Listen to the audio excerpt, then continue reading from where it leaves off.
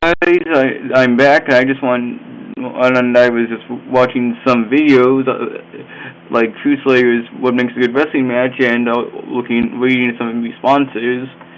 I was just wondering, what makes a good wrestler overall? Because hey, a lot of people, the main thing about this is that about um about this guy isn't getting pushed, he's a good wrestler, and this guy is getting pushed and he's crap. But overall, some of them I definitely disagree with. And I was just wondering what actually makes a good wrestler. Like, it's what makes a good one. And I was just wondering, since it's kind of my question, I might as well answer it first.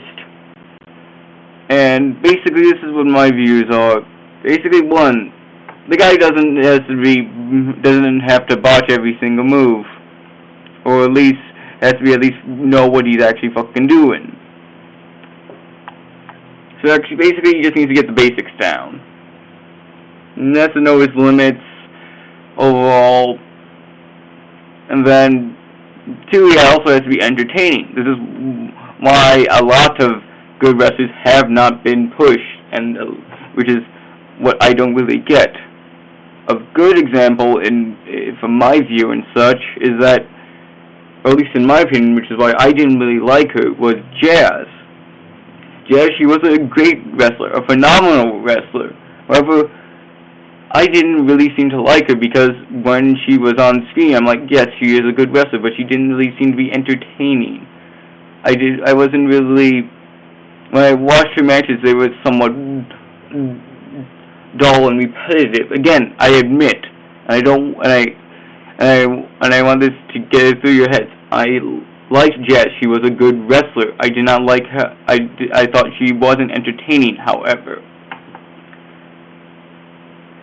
Anyway, they have to be basically know the basics of the business and such. They also have to be entertaining, which is a big thing. For example, this is why Bill Goldberg got his push, even though a lot of people don't like him.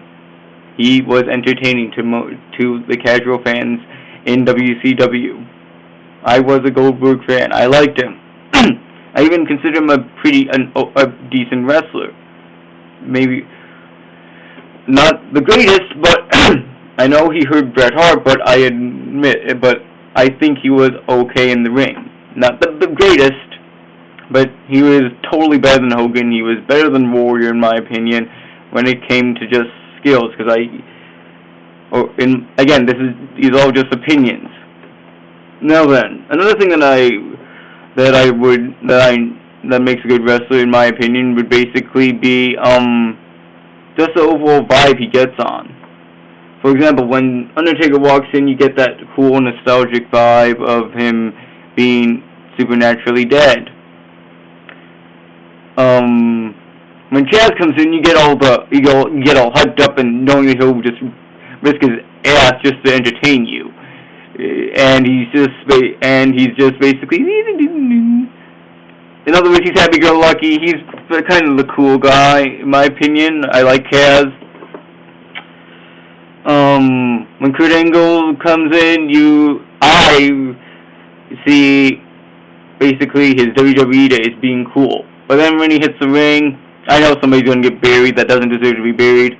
When I see Scott Steiner, I see he's jacked up on roids. Basically, it's all about the aura, about the wrestler that makes him good. Or at least that helps you on your way.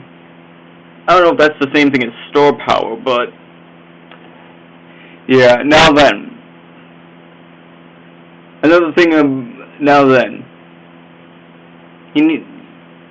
I know this is kind of debatable, but he needs to have a fairly variable moveset. For example, he can have the 5 moves of doom. Yes, that is perfectly acceptable. Everybody has 5 moves of doom. Seriously. I don't give a damn on what you say. Everybody has 5 fucking moves of doom.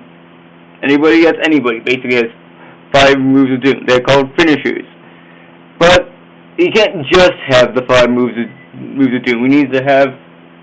Sorry about that. There's beeping back. I don't know what the hell it is. Anyway, I would definitely have, he needs to have at least some things other than punches and kicks, as well as the 5 moves of doom. For example, Shawn Michaels, great wrestler, he does have the 5 moves of doom written down, but he also has a few little mixes and matches in there. For example, in Survivor Series, he did the Crippler Crossface, Sharpshooter, Ankle Lock. For example, it's the things that he can do well for those special occasions and such.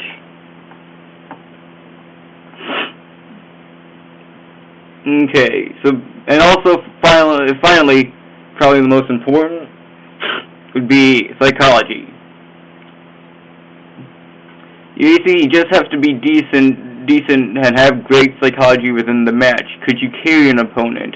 I know a good wrestler doesn't really have to be carried in a lot of reasons, but in my opinion, if a wrestler can't get carried, the more and more chances he has in actually not being able to not needing to be carried in the future.